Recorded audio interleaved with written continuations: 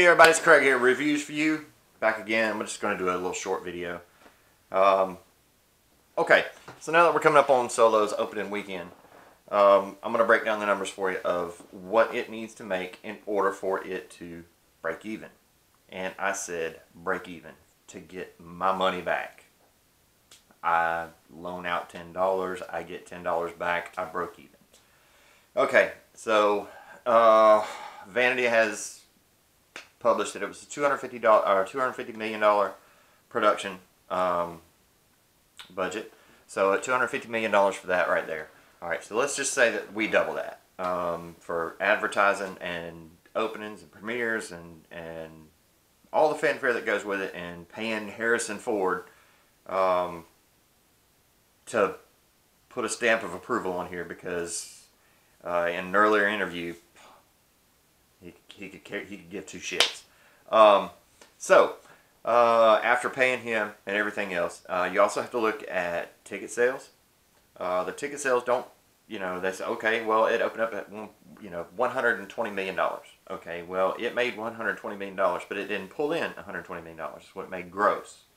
The theaters get a cut of that money as well, which ranges between 40 and 45%, depending on whether it's domestic or international.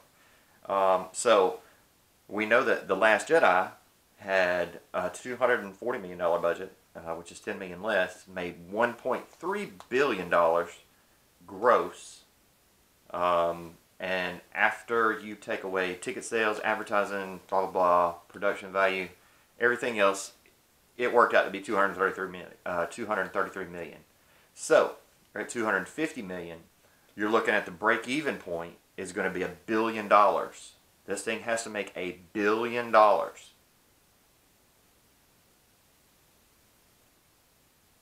Wow, that's a humongous number to come up with, but it's an honest, true number. You can sit there and look it up. You can research how much theaters make off of it, because the theater's not going to sit there and show your movie and make no money off of it. I mean, they're not making. I mean, you're going to pay, $45 for a drink, a thing of popcorn, and some Whoppers or something. But that's all you're going to do. They're not making just their money off of food.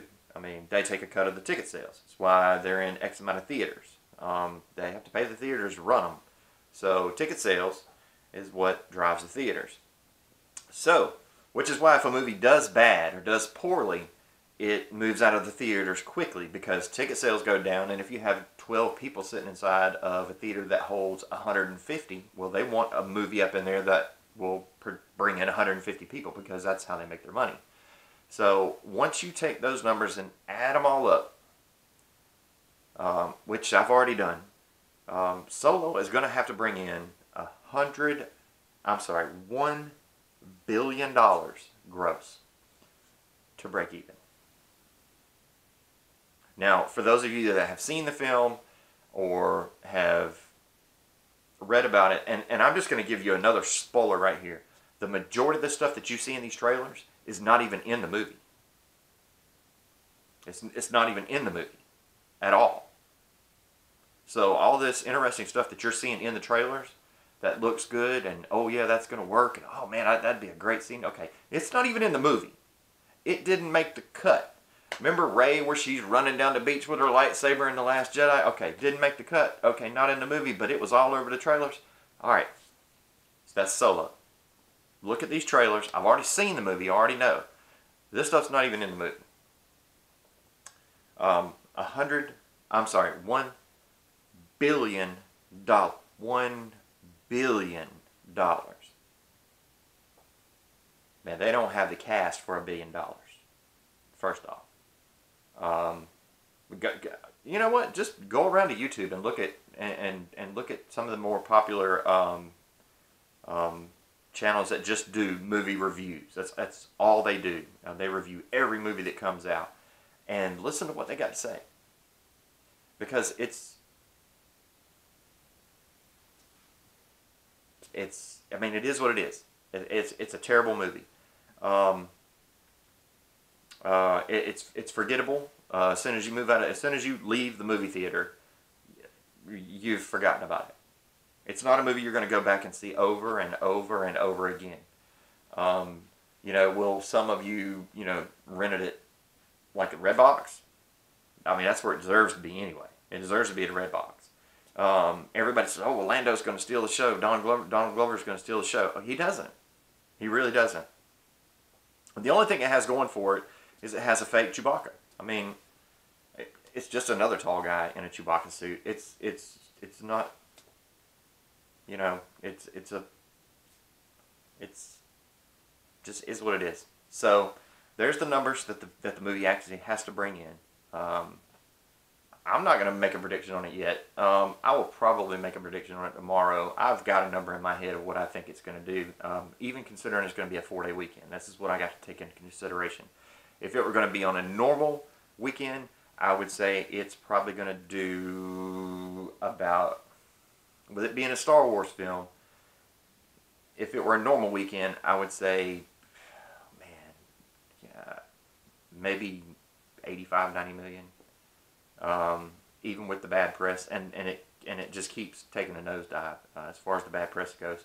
But with it being a 4-day weekend, man, I still don't see it bringing in good numbers. I don't see it hitting 120. But I'm going to reserve my prediction until tomorrow.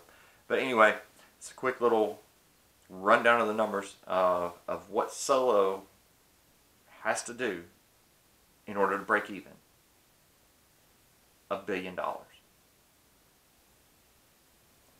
Leave a comment down below. Do you think it's going to make $1 billion? Now this is worldwide. This is not just here. This is worldwide. $1 billion.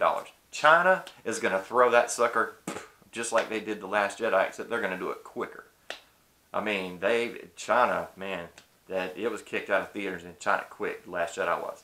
So Solo is not even going to make as long as The Last Jedi. But anyway, like, subscribe, share. So $1 billion is the break-even point. So if it makes $800 million worldwide, it lost $200 million. The Last Jedi only made $233 million net. So that means that they're only $33 million in 2 movies in the black.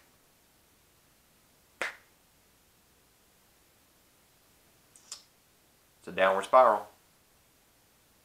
Anyway, like, subscribe, share. I'm Craig. Reviews for you. We'll see you next time.